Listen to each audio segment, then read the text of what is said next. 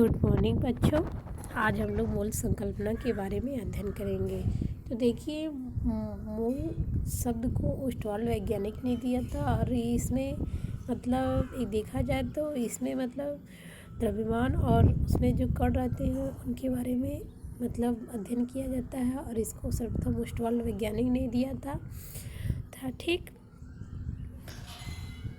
और इसका जो अर्थ होता है वो ढेर पाइल होता है। ढेर मतलब होता है, इसका जो शाब्दिक अर्थ होता है। तो देखिए, आज हम लोग यहाँ पढ़ेंगे जैसे कि हमने यहाँ लिखा है। देखिए, मूल एक ऐसी मूल राशि है जो किसी निकाय के द्रव्यमान तथा उसमें उपस्थित कणों की संख्या दोनों को व्यक्त करती है। ठीक, फिर इसके बाद देखिए, जैसा आपके हमने बताया कि मोल शब्द को ओस्टवाल्ड वैज्ञानिक ने दिया था, इसलिए हमने इसको इन्वर्टेड कामों में किया है। और इसका शाब्दिक अर्थ है पाइल, ढेर, या उसको इंग्लिश में पाइल कहते हैं और हिंदी में ढेर कहते हैं।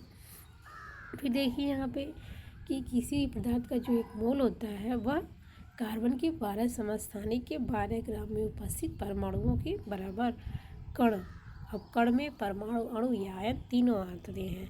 मतलब कहने का सेंस ये है कि किसी भी पदार्थ का एक मोल उस मात्रा के बराबर जिसमें 6.022 × 10⁻23 कण उपस्थित होते हैं। मतलब जो भी पदार्थ का एक मोल होता है उसमें इतने कण विद्यमान रहते हैं। फिर देखिए, एक मोल में कणों की संख्या, ठीक, 6.022 × 10⁻23 होता है। इस संख्या को एवोगैड्रो संख्या कहते हैं और इसे Na से प्रदर्शित करते हैं, जैसा कि आपको दिखाया गया है। फिर देखिए, एवोगैड्रो संख्या Na = 6.022 × 10⁻23 फिर इसके नीचे देखिए, एक मूल तत्व को ग्राम परमाणु से व्यक्त करते हैं। अगर कहीं एक मूल तत्व होंगे तो उनको हम ग्राम परमाणु से व्यक्त करते हैं। और फिर देखिए, एक मूल यौगिक को ग्राम अणु से, मतलब अगर कहीं यौगिक होगा एक मूल तो उसको हम ग्राम अणु से व्यक्त करेंगे।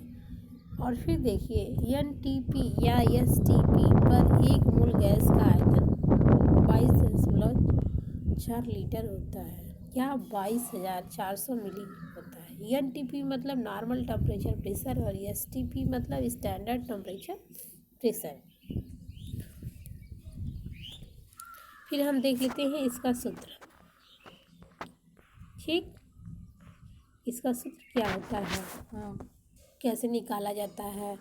इस प्रकार से अगर कोई पदार्थ दिया हुआ है या कोई तत्व दिया है तो उसका हम किस प्रकार से निकालते हैं, उनके मोलों की संख्या, ठीक, या मोल को ही ग्राम अणुओं की संख्या भी कहते हैं। तो देखिए, पहला सूत्र क्या है, मोल या ग्राम अणुओं की संख्या बराबर पदार्थ की मात्रा ग्राम में बटे आणविक द्रव्यमान।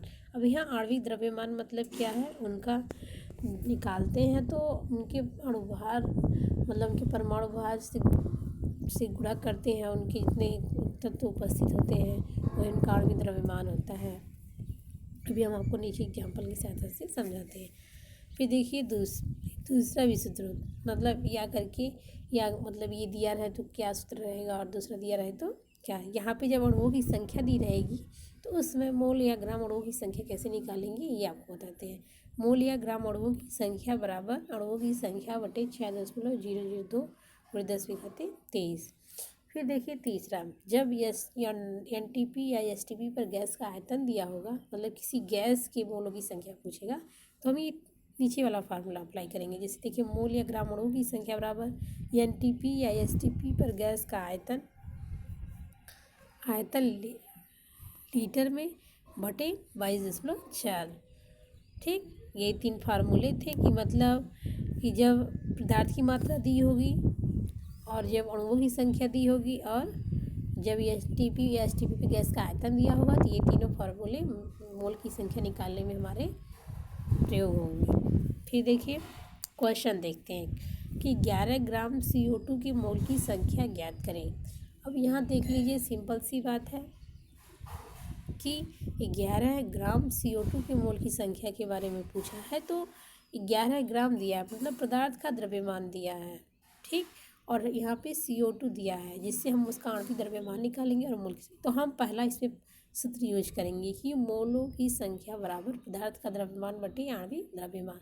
फिर इससे इसका निकाल लेंगे। ठीक फ्रेंड्स, उसके बाद देखिए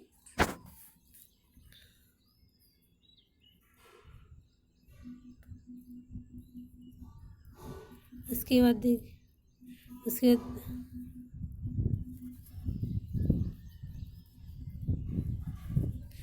अब यहाँ देखते हैं तो इसमें क्या निकालते हैं, पहले CO2 का आणविक द्रव्यमान निकालते हैं। ठीक है, देखिए यहाँ हमने इसको CO2 का आणविक द्रव्यमान निकाला। देखिए यहाँ पे हमने CO2 का क्या निकाला है, आणविक द्रव्यमान निकाला है।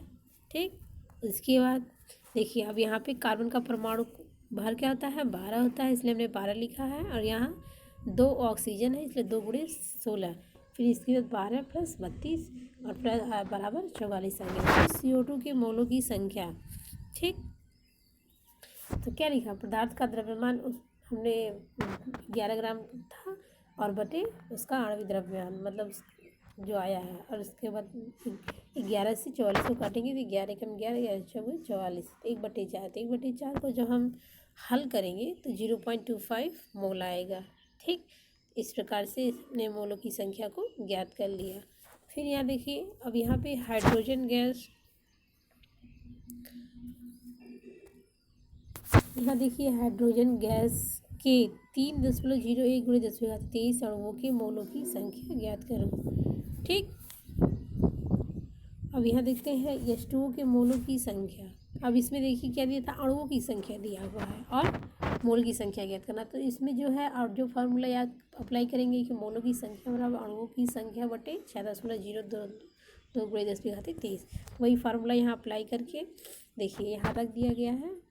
और 3.001 × 10⁻23 बटे 6.002 × 10⁻23 कट कर दिए हैं, 2 आया तो 1/2, फिर बराबर 0.245 मोल।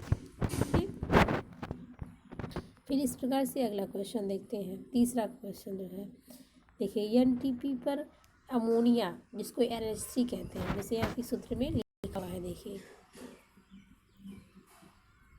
ठीक, जैसे देखिए NH3 के मोलों की संख्या बराबर इतना रखा गया है।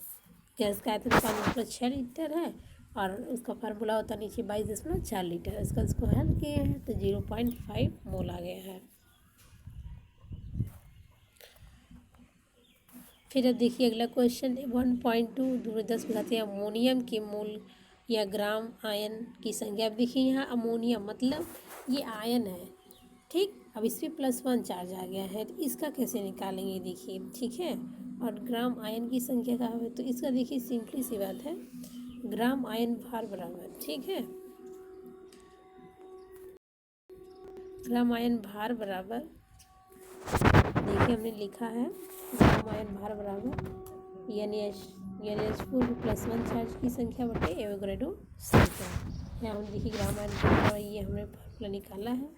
फिर यहाँ देखिए मान रखा है जो दिया है इसमें 1.2 NH अमोनियम आयन की संख्या दी हुई है और एवोगैड्रो नंबर आपको पता ही है कि 6.022 × 10⁻23 होता है। जिस प्रकार से इसको हमने हल किया, हल करने के बाद इसको हमने दशमलव हटाए, दशमलव हटाने के बाद फिर हमने भाग गुणा किया तो 2 मोल आंसर इसका आएगा। ठीक, फिर इस प्रकार से देखिए 49 ग्राम H2SO4 के मोलों की संख्या ज्ञात करें। अब इसमें देखिए सिंपल सी बात है कि यहाँ पे देखिए पदार्थ की द्रव्यमान दिया हुआ है और H2SO4 के मतलब सल्फ्यूरिक अम्ल के मोलों की संख्या पूछ रहा है।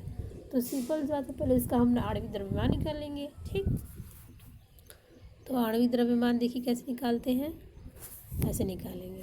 देखिए लिखा हमने H2SO4 का आणविक द्रव्यमान, यहाँ लिखा 2 × 1 क्योंकि हाइड्रोजन की संख्या 2 है और उसका परमाणु भार 1 है। सल्फर का 32 होता है, फिर धन 4 × 16, ऑक्सीजन का परमाणु भार 16 होता है। इस प्रकार से इक्वल टू देखिए 2, 32, 64 बराबर 98 आ गया। ठीक, फिर इसके बाद इनके मोलों की संख्या ज्ञात कर लेते हैं। देखिए अभी यहाँ पे क्या होगा, पदार्थ का आणविक द्रव्यमान बटे पदार्थ का द्रव्यमान बटे पदार्थ का आणविक द्रव्यमान हो गया। इसको हमने हल किया 1/2 मोल। ये इसको और सही हल करेंगे तो 0.25। ठीक, फिर देखिए अगला क्वेश्चन, एनटीपी पर 11 CO2 गैस के मोलों की संख्या अब यहाँ मिली हुई दिया है, तो ये ध्यान रखेंगे कि जब उसका आयतन लिखेंगे वो मिलेगी, क्योंकि जब लीटर में दिया होता है तो उसको लीटर में लेते हैं, हम मिली में दिया है तो मिलीलीटर वाला लेंगे। तो यहाँ पे फार्मूला लिखेंगे, गैस या मोलों की संख्या बराबर एनटीपी पर गैस का आयतन मिली में बटे 22,400 मिली, ठीक। और तब उस फार्मूले में इसको रखेंगे और तब हल करेंगे। जैसे देखिए जैसा कि हल किया है मैंने। अब ये अगला क्वेश्चन आप लोग स्वयं लगा लीजिएगा। देखिए मीथेन गैस के 3.11 दिखाते 23 अणुओं के मोलों की संख्या ज्ञात करो, ठीक। कोई ज़्यादा कठिन नहीं है। फिर देखिए 15 ग्राम कार्बोनेट आयन के मोलों की संख्या ज्ञात करिए। अब इस क्वेश्चन में ये चीज़ और देखिए, कार्बोनेट आयन मतलब CO3 पे -2 नेगेटिव चार्ज, ठीक। तो इसका पहले क्या निकालेंगे, अब यहाँ पे आयन भार निकालना पड़ेगा, क्योंकि यहाँ पे हमको पदार्थ की मात्रा दी हुई है द्रव्यमान, ठीक। उसके बाद अब देखिए निकालते हैं, तो निकालना है तो देखिए कार्बन का परमाणु क्रमांक 12 होता है और ऑक्सीजन 3 है, तो यहाँ 3 गुणे 16, फिर 12 धन 48 हो गया है, फिर इसके बाद 60, फिर इनके मोलों की संख्या निकाल देंगे। इसमें -4 से कोई मतलब उसका नहीं होता है, उसके आयन भार से, इसीलिए इसमें कोई वो नहीं है, ठीक। और इसका मोलों की संख्या बराबर 15/60 1.4, ठीक। तो यहाँ इतना था, एक सवाल आप लोग लगा लीजिएगा। हाँ, आपको